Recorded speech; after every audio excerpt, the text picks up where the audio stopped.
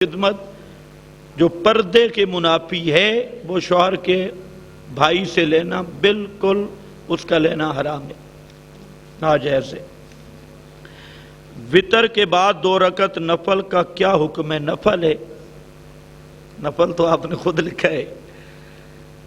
وطر کی اصل میں بات یہ سمجھیں کہ جو نفل نماز ہے یہ ہوتی ہے متمم فرائض، متممات، فرائض اور واجبات۔ مطلب یہ ہے کہ فرائض اور واجبات کی ادائیگی میں جو نقص یا کمی پیدا ہوتی ہے وہ نفل سے پوری ہو جاتی ہے۔ تو اس لیے صلاۃ الوتر کے بعد 2 رکعتیں نبی کریم صلی اللہ علیہ وسلم پڑھا کرتے تھے، اور یہ حدیث میں موجود ہے نفل، ضروری نہیں ہے، نفل ہیں، اس کو لازم نہیں سمجھنا۔ اور بہتر یہ ہے کہ وہ کھڑے ہو کے پڑھی جائیں، بہتر یہی ہے۔ اگر بیٹھ کے پڑھتا ہے تو حدیث میں ہے جو بیٹھ کے نوافل پڑھتا ہے اس کو نصف ثواب ملے گا، آدھا، اور کھڑے ہونے والے کو پورا ثواب ملے گا۔ تو صلاۃ الوتر واجب ہے، اس کے بعد کی 2 رکعتیں نفل ہیں، ان کو نفل سمجھ کے ادا کرنا یہ درست ہے، صحیح ہے، لیکن حکم نہ بدلا جائے۔ آپ بولتے ہیں کہ قبر اس گڑھے کا نام نہیں بلکہ عالم برزخ ہے، آپ سے کیا مراد ہے؟ اگر میں اتنے میں تو کبھی بھی نہیں بولا، یہ جھوٹ ہے۔ اگر آپ سے مراد ہیں اکابرین دیوبند تو بالکل انہوں نے بولا ہے، حضرت تھانوی رحمۃ اللہ علیہ، حضرت مولانا محمد قاسم نانوتوی رحمۃ اللہ علیہ، علامہ انور شاہ صاحب کاشمیری رحمۃ اللہ علیہ، علامہ عبدالحق حقانی رحمۃ اللہ علیہ، شیخ الہند محمود الحسن صاحب رحمۃ اللہ علیہ، اور اسی طرح تمام اکابرین دیوبند قاطبتاً اس کے قائل ہیں کہ قبر کے 2 مفہوم ہیں۔ ایک قبر کا مفہوم ہے قبر عرفی، جس میں مردے کو دفن کیا جاتا ہے۔ اسی قبر عرفی کے احکام ہیں کہ قبر کو سجدہ نہ کیا جائے، اس پہ دیے نہ جلائے جائیں، اس کو بالشت سے زیادہ اونچا نہ کیا جائے، اس کو چونا گچ نہ کیا جائے، اس کو پختہ نہ کیا جائے۔ یہ فقہی احکام یہ قبر عرفی کے متعلق ہیں۔ اور دوسرا قبر کا مفہوم ہے بمعنی عالم برزخ، جہاں عذاب و ثواب کا تعلق ہے، تو اس سے مراد برزخی امور ہیں۔ تو یہ میرا بھائی میرا مسئلہ نہیں ہے، یہ جو للڑ بدتی ہے یہ نامراد کذاب جھوٹ بولتا ہے۔ حضرت تھانوی رحمت اللہ علیہ کی اشرف الجواب اٹھائیں، اس میں حضرت تھانوی نے صاف لفظوں میں لکھا ہے کہ یہ قبر عرفی، یہ گڑھا اصلی قبر نہیں ہے۔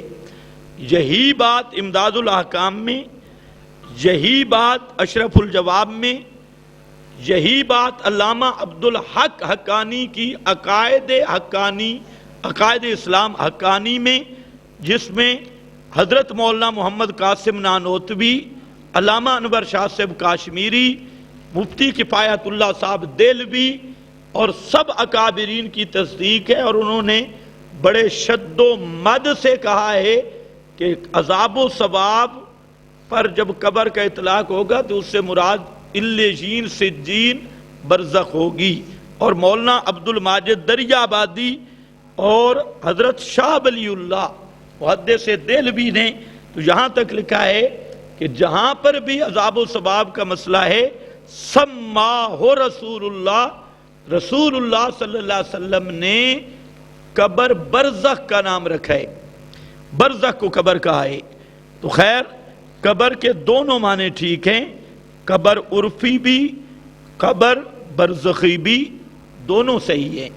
اور البتہ یہ ہے کہ قرآن کریم میں تمام اہل سنت تمام اہل سنت والجماعت کے اکابرین نے جہاں عذاب قبر پر استدلال کیا ہے وہ آیت ہے آل فرعون کے بارے میں النار یعرضون علیہا۔ حافظ ابن کثیر، روح المعانی، سب مفسرین حضرات کہتے ہیں کہ یہ آیت جو ہے النار یعرضون والی، کہ اللہ نے فرعونیوں کو دنیا میں غرق کیا دریا میں، پھر غرقابی کے فوراً بعد ان کو آگ پہ پیش کیا جاتا ہے، پھر قیامت کے دن اشد العذاب میں داخل ہوں گے۔ تو تمام مفسرین کہتے ہیں ھذا اصل کبیر لأہل سنت، یہ سب سے بڑی دلیل ہے اہل سنت کی عذاب قبر پر۔ تو ہم میرا بھائی، اہل سنت جہاں سے عذاب قبر ثابت کر رہے ہیں ان کا یہ گڑھا بنا ہی کوئی نہیں ہے، یہ زمین والا گڑھا ان کا نہیں بنا، اور سب اہل سنت کہتے ہیں یہ اصل کبیر، یہ سب سے بڑی دلیل ہے عذاب قبر کی۔ تو فرعونیوں کا قبرستان کہاں بنا ہے؟ کسی نے گڑھے کھودے تھے؟ تو جن حضرات سب اہل سنت نے، چاہے وہ علماء عقائد ہوں، علماء تفسیر ہوں، سب نے اس سے استدلال کیا، تو یہ سب کے سب متفق ہیں کہ قبر کے دو مفہوم ہیں۔ قبر کا عرفی مفہوم بھی برحق ہے، وہ یہی گڑھا ہے، اور اسی کے بارے میں لعن اللہ الجہود والنصارى اتخذوا قبور انبیائہم آ چکا ہے، اسی کے بارے میں لا تقم علی قبر ہی آ چکا ہے۔ وہ قبر بمعنی گڑھا عرفی قبر ہے، اور ایک قبر کا مفہوم عالم قبر یا عالم برزخ ہے، جو عالم غیب ہے، جہاں عذاب و ثواب جیسے وہ بھی عالم غیب میں ہے۔ تو دونوں مفہوم علماء نے لکھے، دونوں برحق ہیں، اور یہ جو للڑ ہیں دونوں کے منکر ہیں۔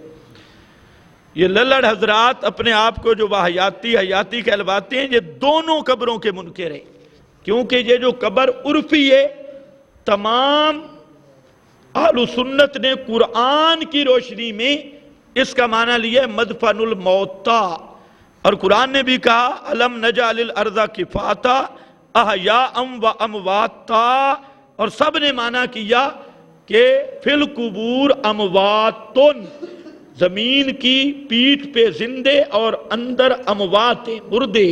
لیکن للڑوں نے تحریف کی مرزا قادیانی کی طرح، اور انہوں نے کیا کہہ دیا، یہ قبر ہے اور ہے مقر الحی۔ قبر عرفی کا معنی لیا زندہ کے رہنے کی جگہ، احیاء فی قبورہم، حالانکہ قبر عرفی دنیا کے کسی ایک اہل لغت یا قرآن پاک کی ایک آیت میں نہیں کہ قبر عرفی زندہ کے رہنے کی جگہ ہو۔ قبر عرفی ہے میت کے رہنے کی جگہ۔ جس کے لیے قبر مانے گا اسے مردہ ماننا ہوگا، میت ماننا ہوگا۔ تو اس للڑ برادری نے اس کا بھی انکار کر دیا، قبر عرفی کا وہ مدفن الموتا تھا، مردے کے رہنے کی جگہ تھی، انہوں نے زندہ کے رہنے کی جگہ بنا دی، اور انہوں نے کہا قبروں والے زندہ۔ اور قبر عرفی کے بھی منکر اور قبر شرعی کے بھی منکر، جہاں سے اہل سنت نے اصل کبیر کہہ کر عذاب قبر کو ثابت کیا النار یعرضون علیہا سے، تو انہوں نے اس کے قبر ہونے کا انکار کر کے عذاب قبر کا بھی انکار کیا، اور اہل سنت کی سب سے بڑی دلیل کا بھی انکار کیا۔ لہٰذا یہ ہیں پکے اہل سنت، کیونکہ اہل سنت کے اصول کے بھی منکر اور قرآن کے بھی منکر، تو یہ بن گئے ماسٹر اکاڑوی اجماع کی سواریاں۔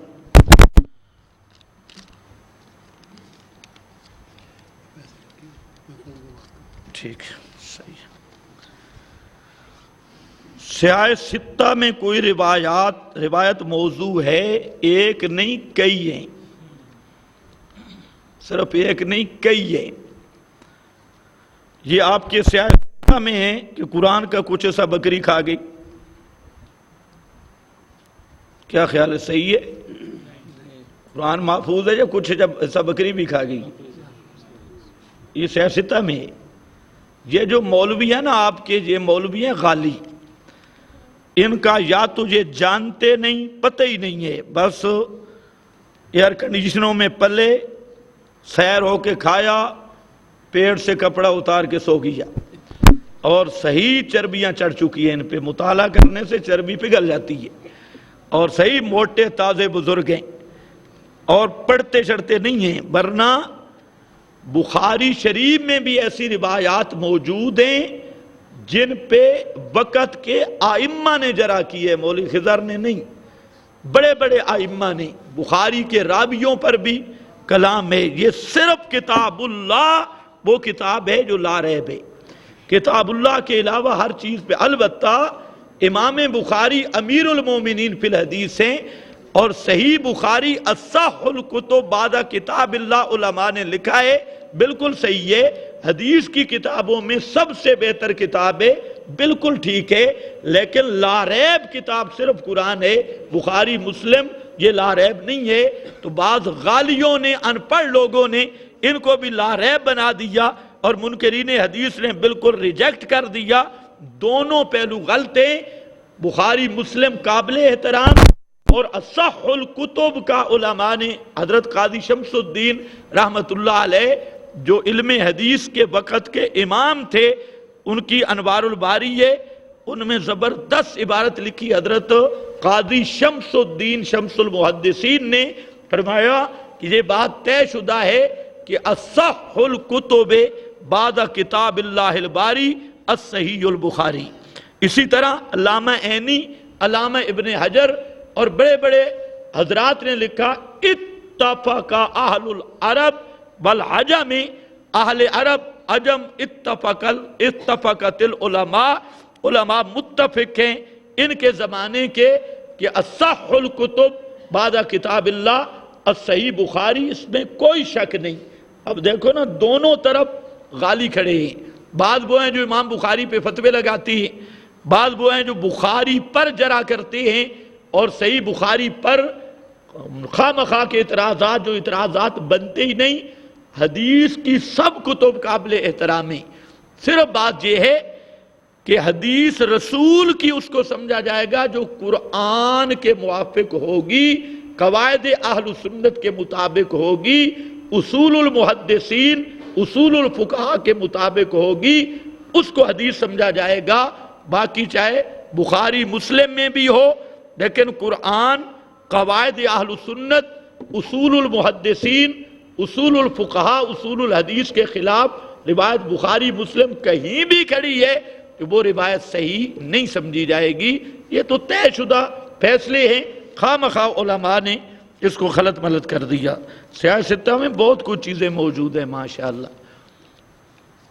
یہ ایک مستقل موضوع ہے، عیدین کی نماز میں رفع الیدین کرنا، اس کی دلیل دیں جی۔ اس کی دلیل موجود ہے، پہلے فرائض پر فیصلہ کر لیں۔ عیدین سال میں 2 عیدیں ہیں، ان کی طرف جانے کی ضرورت نہیں، دلیل اپنے مقام پہ موجود ہے۔ اور غیر مقلدین کی نماز تو فرض نماز نیت سے لے کے سلام تک من گھڑت ہے، ان کی نماز کی نیت ہی صحیح نہیں ہے، اس لیے فرائض کو طے کر لو۔ عیدین لمبا کھاتا ہے۔ غیر مقلد مولوی کہتا ہے کہ خانہ کعبہ کا غلاف پکڑ کے کہتا ہوں کہ 8 دفعہ رفع یدین کے بغیر نماز نہیں ہوتی، تو کوئی مسئلہ نہیں۔ ابو جہل نے خانہ کعبہ کا غلاف پکڑ کے کہا تھا، ان کان ھذا ھو الحق من عندک فامطر علینا حجارۃ من السماء ابیتنا۔ یہ کعبہ کا غلاف پکڑ کے نظر بن حارث وغیرہ ان بے ایمانوں نے کہا تھا۔ بات ہے اس کو کہو کعبہ کا غلاف نہ پکڑو۔ کعبہ اور مدینہ والا نبی،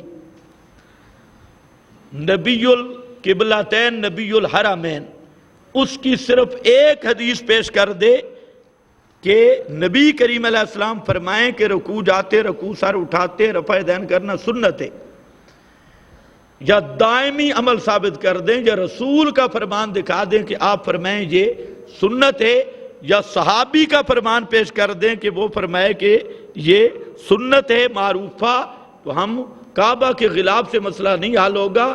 کعبہ کا غلاف تو کوئی ٹکڑا پیر عزیز الرحمان کو بھی مل گیا، حالانکہ اس کے دجال ہونے پر پوری امت متفق ہے۔ تو اب کسی دجال کو کعبے کا غلاف مل جائے تو وہ پاک باز بزرگ بن جاتا ہے، اس لیے کعبہ کا غلاف اس کو کہو نہ پکڑ۔ رسول اللہ صلی اللہ علیہ وسلم کا فرمان ہو نبی کریم فرمائیں کہ رکوع جاتے رکوع سے سر اٹھاتے رفع الیدین کرنا سنت ہے. آپ فرمائیں ورنہ تجھے کس نے بتایا سنت ہے؟ ایک، یا آپ کا دائمی عمل ہو آخر نماز تک، آپ نے یہ کام کیا تب وہ سنت بنے گا. سنت میں دوام ضروری ہے. دائمی عمل ہو وہ لائیں. انشاءاللہ ہمارے اندر ضد نہیں ہے. الراس بالعین، جو رسول کے فرمان کا انکار کر دے وہ تو کافر ہے، لیکن جو غیر مقلدوں کی ڈنڈی پہ انکار نہیں کرتا وہ بھی مداح نہیں. یہ ڈنڈی مارتی ہیں، بات اپنی کرتی ہیں، اوپر لگا دیتی ہیں قال رسول اللہ، حالانکہ ہوتا وہ قال اہل الحدیث ہے، خود یہ ہوتا ہے. اب انہوں نے ایک لفظ سے لوگوں کو دھوکہ دیا، ایک روایت کا معنی کر دیا آپ ہمیشہ رفع یدین کرتے، حالانکہ حدیث میں ہمیشہ کا کوئی لفظ نہیں ہے. یہ غیر مقلد نے اپنی طرف سے لگا کر حدیث سے کئی قسم کی رفع الیدین کے بارے میں کئی دفعہ میں بتا چکا ہوں، لیکن ایک دفعہ رفع یدین والی بھی موجود ہیں، سجدوں کے رفع یدین والی بھی موجود ہیں جو غیر مقلد خود نہیں کرتا. تو بہرحال ہم تو سمجھتے ہیں کہ یہ مسئلہ اتنا بڑا مسئلہ نہیں ہے، اور جو کہتے ہیں رفع الیدین کے بغیر نماز نہیں یا خلاف سنت ہے، اس بدمعاش سے ہماری لڑائی ہے کہ وہ زیادتی کر رہا ہے اور غلوب کر رہا ہے. اس لیے ہم کہتے ہیں کہ اپنے غلوب پہ دلیل لا. ہاتھو برہانکم. اگر میت کا قبر سے کوئی تعلق نہیں، کس نے کہا کوئی تعلق نہیں؟ میت جاتے ہی قبر میں ہے، یہ تھوڑا تعلق ہے، یہ ہوائی باتیں ہیں. بھائی میت کو قبر میں دفن کرتے یا نہیں کرتے؟ یہ تھوڑا تعلق ہے، وہ تو قبر کے اندر چلا گیا. ایک فرضی سوال، اور یہ جتنے للڑ شیاطین ہیں ان کی یہ عادت بن گئی ہے کہ ایک فرضی سوال کریں گے جو ہمارے وہم و گمان میں بھی نہیں ہوگا. اب یوں کہ مماتی یوں کہتے ہیں، ہم یوں کہتے ہیں. جو مماتی کہتے ہیں بچوں تیرے باپ کے پاس بھی جواب نہیں، جو ہم کہتے ہیں، اور اپنی طرف سے فرضی سوال و جواب کر کے مماتی نے کہا نبی زندہ ہے، سانس کہاں سے لیتے؟ کس مماتی نے کہا؟ یہ تو گدھ ہی کہہ رہا ہے، کسی مماتی نے نہیں کہا. آکسیجن کہاں پہنچتی ہے؟ یہ کسی مماتی نے کہا. تیرے جیسا کھوتا کہہ رہا ہے. یہ اپنی طرف سے ڈھکوسلے بنا کر مماتی جو کہتے ہیں. ہم کہتے ہیں انکا میتون و انہم میتون، انکم بعد ذالک لمیتون فیمسک التی قضا علی الموت. اس کا اگر جواب ہے تو لا، ہم تو قرآن پیش کر رہے ہیں. باقی اگر میت کا قبر سے کوئی تعلق نہیں ہے، پھر اس کا کیا مطلب ہوگا کہ اللہ فلاں آدمی یا فلاں بزرگ کی قبر پر رحمت کرے؟ تو تیرے سوال کا جواب تو پہلے ہی آ گیا. کس نے کہا ہے میت ہوتا قبر میں نہیں ہے؟ تعلق سے کیا تعلق؟ اگر مانے کہ سنتا ہے یا زندہ ہے تو یہ صریح قرآن کے منکر ہے. باقی تو میت ہوتا ہی قبر میں ہے، تو قبر پر رحمت کی دعا کرنے میں اس میں کون سا اشکال ہے؟ ختم.